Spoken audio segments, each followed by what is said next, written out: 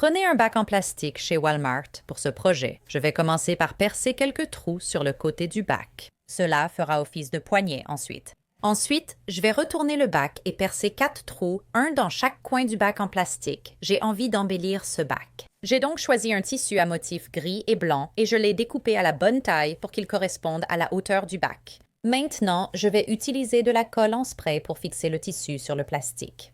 Quand j'arrive au coin, je vais couper sur le côté. Ensuite, je replie simplement ces 2 morceaux ensemble pour obtenir une jolie couture. Pour ajouter les poignées, je repère le trou percé puis perce le tissu avec des ciseaux. Je peux maintenant passer la ficelle de jute et faire un nœud pour la fixer. J'ajoute des pieds pour le surélever et l'embellir. Voilà. J'ai un bac très joli que je peux montrer à tous, bien plus beau qu'un simple bac en plastique. Je peux y ranger plein de choses. Créons une imitation d'anthropologie. Je vais choisir plusieurs styles de ce joli papier et les découper en carrés de 10 cm.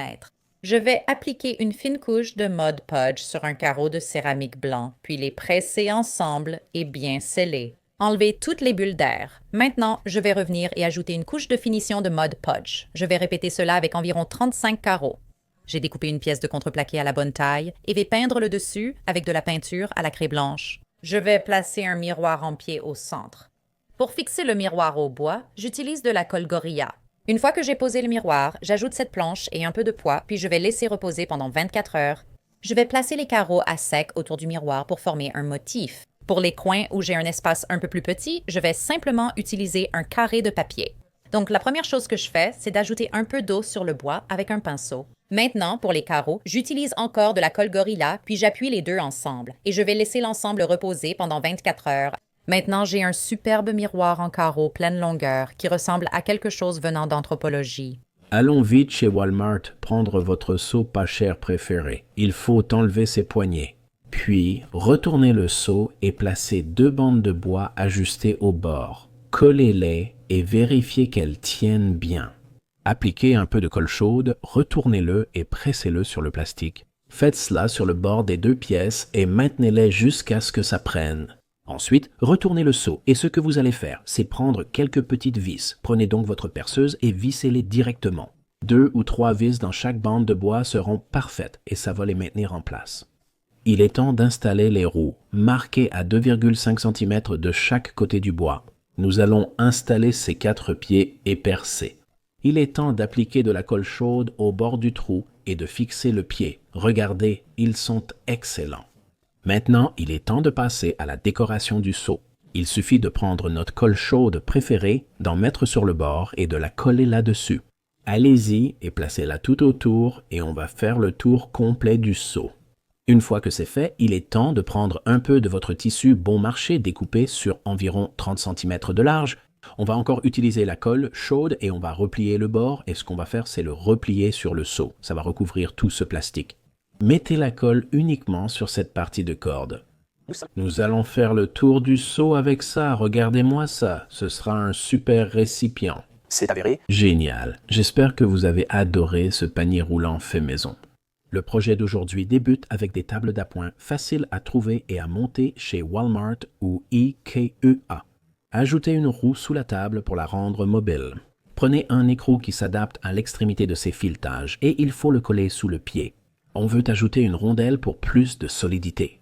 Nous allons utiliser une époxy en 2 parties et l'appliquer autour du boulon, près de la rondelle, et sur le dessous de notre table. On la met sur le côté et on a une bande de bois collée en dessous.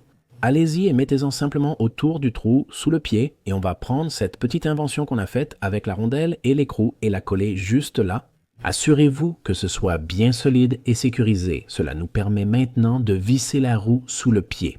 Vous devez assembler ces 2 tables.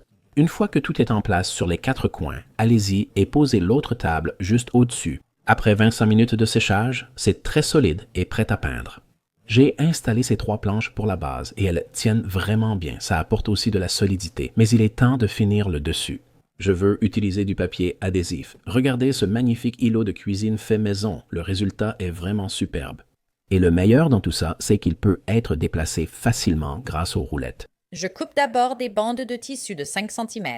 Je vais plier une bande en deux et utiliser simplement un fer à repasser pour marquer la couture afin qu'elle reste bien pliée ensemble. J'utiliserai de la colle tissu à séchage rapide pour coller cette bordure sur la bleue existante. Une fois que c'est sec, je vais retourner ceci et ajouter de la colle à l'arrière également. Je vais juste insérer ces crochets en métal dans les trous de la plage. Le tapis a été inspiré par So Bright Creations de Home Talk.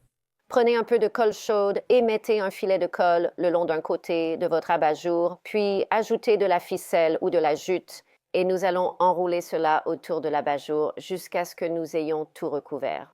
Une fois que vous avez fabriqué tous vos pompons, nous allons les ajouter au bas de notre abat-jour et j'ai décidé de les coller à la colle chaude. Vous pouvez aussi utiliser une aiguille et du fil pour les fixer sur le bord, mais cette méthode a très bien marché.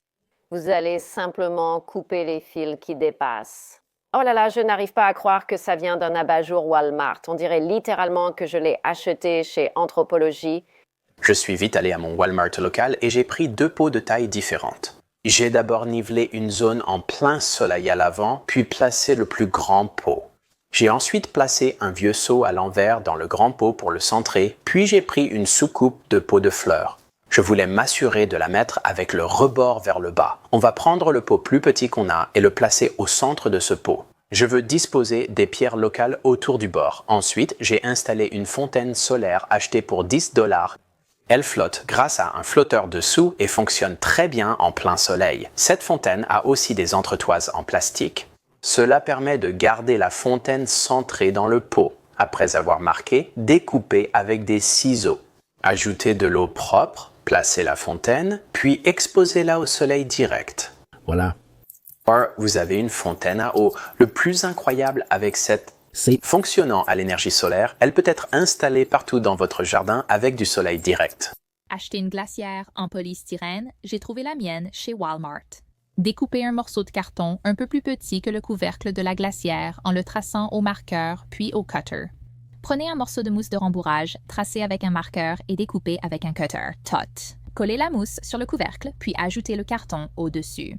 Prenez un textile et découpez-le selon la taille du couvercle. Pliez, collez à chaud sur le couvercle, puis coupez l'excédent. Enroulez un vieux drap découpé autour de la base de la glacière. Collez à chaud autour de la base de la glacière et coupez l'excédent. Découpez la couverture, repliez et collez les bords à chaud pour un fini net. Enroulez-la autour de la base avec de la colle chaude. Ajoutez des pompons de la couverture sur le haut de la glacière. Voici une solution économique pour créer un pouf de rangement bohème do-it-yourself chez vous pour moins de 15 €. Je suis allée au magasin et j'ai acheté des cerceaux et une bombe de peinture noire mat. J'ai emmené les cerceaux dans mon jardin et j'ai décidé de les fixer à ma maison à l'aide de petites agrafes pour volailles.